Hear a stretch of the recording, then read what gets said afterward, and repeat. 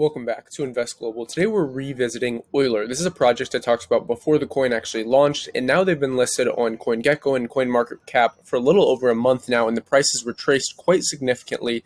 They launched in this time where you got this little upside rise, but then everything in the crypto market has kind of shrunken down. The price is kind of consolidated, and they've truly just been moving sideways.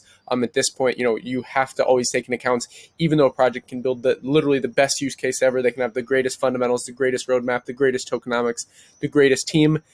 Bitcoin dominance can trump all of that. So that's something that you always have to factor in when looking at, okay, should I get in on these projects at an early stage, or should I wait for a little bit of a retracement? And currently, Euler has experienced a bit of a retracement. The people that were buying up here are kind of kicking themselves now because we've had this sustained just sideways movement. So today we're going to talk about all things Euler, what's going on with their application, everything from the tokenomics, looking at what's going on Etherscan, all these different things. So stay tuned. All right. So hopping over to the official Euler website. By the way, everything we talk about will be linked down below in the description, as with all videos, just so you know you're on the actual legit site, right? Like there's a lot of people in this space that are creating fake sites. So maybe if you type in Euler, someone else will pop up. Maybe they're running like a Google Ads campaign, and it looks like Euler.network, but one letter is spelled differently. So that's why you always want to make sure you're using the official links.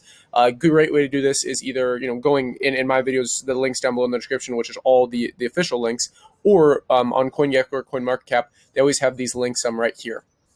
So you can always check those out to make sure you're on the official sites, because especially when you're using a decentralized application, you got to make sure, if you're connecting your Web3 wallet, doing these different things to interact, you want it to be safe, you want it to be secure, and you want to make sure you're on the official site. So as their website explains, just a kind of a basic overview of this project, it's hedging against network shocks. So really what they're tapping into is this derivatives market, right? It's over a $250 market. Obviously, no one can gauge the exact number, what it really is, but it's the largest market in the world, right? This channel is not just about blockchain; it's about global investment strategies, looking at commodities, looking at emerging market investments, all these different things.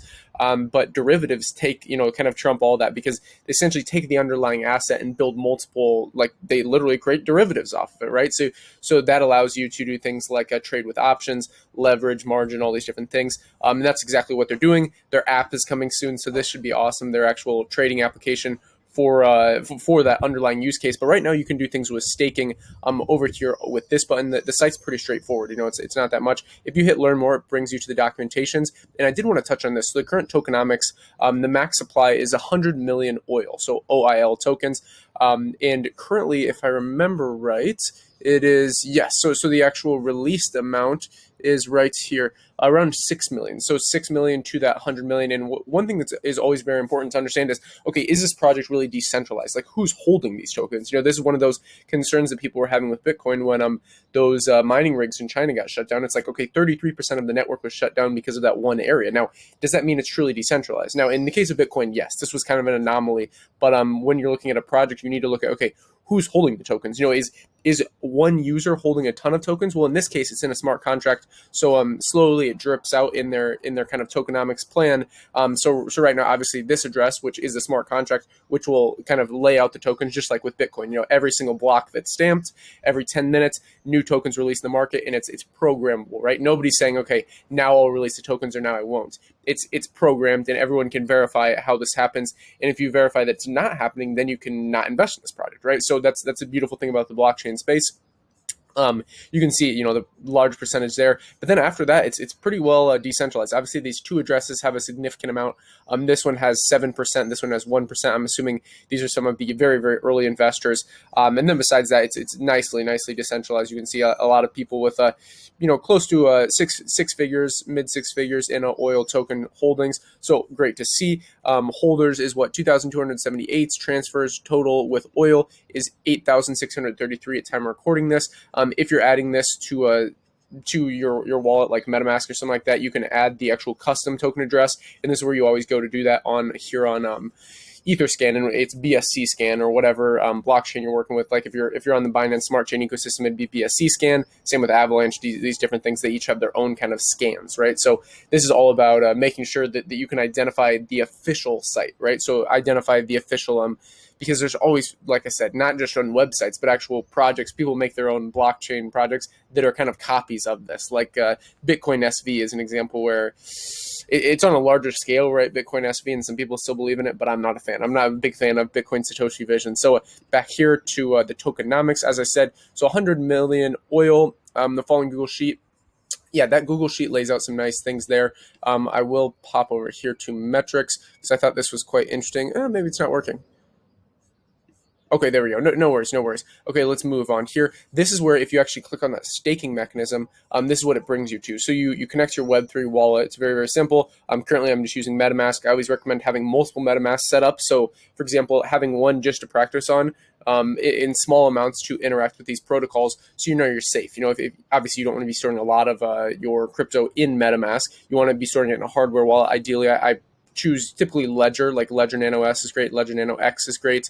But in these Web3 wallets or in like a wallet like Trust Wallet or Exodus, it's great temporary use. If you're holding under $10,000, it's fine. You can use it. But if you want to actually take it a step further, have more security, that's where a hardware wallet comes in. Basically storing them offline so you don't have this potential risk, right? Because when you're interacting with these things, there can be some risk with MetaMask. I think a lot of people overlook that, but in all reality, there is a little bit of risk. So that's why I think Blank Wallet is great, doing great things. And I might make a video soon on Blank Wallet versus MetaMask. So you can see here, this is the actual staking mechanism. So just like I made a recent video on how to stake injective protocol, and I always like these how you can simulate the numbers. So let's say you have 1,000 oil tokens, right? So let's go back here. Let's pop in 1,000, and you drill for so you actually use this decentralized application. Let's get my face out of there for, let's just say, 60 days, right? You can see the numbers here. So more extraction power if you drill, 156.6 T, and then potential additional oil harvest is 400. That's a lot. So you can see there, and you can kind of play around with it based on what you hold. But I mean, 1,000 oil tokens is not that much, right? Like what, $2,600, something like that. $2,400 at the current spot price. But I'm considering doing a tutorial video when this comes out, when their app, like the actual tradings app for options and these different things. They also have this banana thing that I will talk about in their docs here. But I'm considering doing a tutorial, so let me know in the comments if you want to see that, or just a tutorial on staking. It's fairly straightforward, but a lot of times people are like, "Hey, I'd like to see a video on this just so I can know that I'm doing this properly." So that's what's going on here. So you can see harvestable oil, 67 days, all these different things. Total extraction power is 325.36 G, and you can see all these different things. So total value locked in is 2.94 million USDC. Oil reservoir is 500,000 oil. So 0.5% of total supply. And then I'm moving on to Twitter. I would give them a follow here at Euler Network because you can stay up to date, because they will actually release this, their application for trading, and they announce it on their Twitter. I was a little bit behind. They announced this token offering, and I've been doing a lot of traveling, a lot of touring real estate. So in the blockchain space, I try and follow these projects as much as possible, but there's only so much you can do, right? There's only so much projects you can really track and still, have a good balance. So you can see they're at Euler Network. Again, I'll have them linked down below in the description. They talk about new things going on with Euler. They talk about new projects. This is a great conversation. It's a podcast with some of the guys working on it. And I think, co-founder of at Euler Network talked about it there. All these different things are pretty awesome. So you can also give us a follow at investglobal_IO. I will retweet some of their things and probably tweet at them for when I post this video. So this is what I thought was interesting, is they talked about their original team. So the Euler core team, they've been working in the space, working with Ethereum for a long time now. Thomas Stankozak, sorry if I completely butchered that name, is the CEO and co-CTO, so Chief Technology Officer of Euler. He has begun his journey in Ethereum space back in 2017, where he single-handedly embarked on a mission to build an Ethereum client called Nethermind through Scratch. The client is currently used by Ethereum developers. I think there's a lot of these things in the space where only developers know about these things. For example, Ivan on Tech is building something that's absolutely incredible. It's called Moralis, and it essentially does all the back-end work for you. And does the server for you, and really just plug and play for anyone who's looking to develop in the space or build new projects in the space. And again, I think a lot of people just look at the flashy object syndrome, right?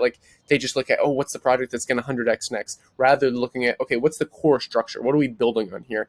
I've made multiple videos on different projects that kind of fit that category, that aren't as don't catch people's attention as much. But I think overall, when you look at long term of blockchain, just if you were looking at investing in a city, Let's say, for example, I'm here in Tbilisi, Georgia, and when Mikhail Saakashvili came in and he fired all the police department, brought all this new infrastructure in, would it have been better to invest in one piece of real estate or to invest in like a concrete company, right? Something that's actually building the infrastructure. And that's how I look at it with the blockchain spaces. What are these things actually built on top of? And that's the developers. So that's why investing in Ethereum can be powerful, because people talk about it like, if Bitcoin's the gold of the crypto space, Ethereum's the oil, right? And that's kind of how this Euler name actually got its place. So quite interesting.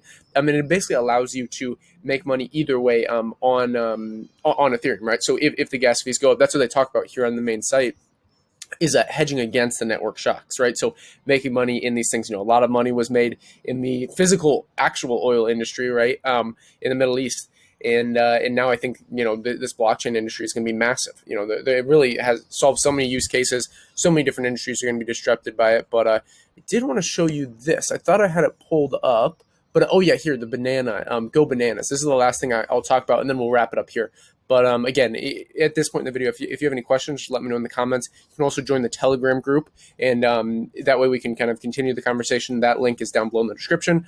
But I do want to say, as always with any altcoin project or any investment I talk about on this channel, it's very important to do your own research. That's why I always have that video linked down below in the description as well. So how to DYOR in the section that is called must-watch videos. So this is quite interesting, this kind of a new way of doing options, right? So this is called Go Bananas. So traditionally options give you the rights, but not the obligation to buy a put or sell, to buy a call or sell a put. So this is basically saying that you have the reservation to do something in the future. So kind of think about it like a rain check, right? Like you may have to pay a premium for this, like kind of paying a premium to reserve that spots, but then whether or not you want to actually act on that in the future is up to you. So it's essentially giving you optionality, which is something that I love, right? And that's why it's called options. So something underlying at a given strike price. So we need a simple example. Let's go bananas.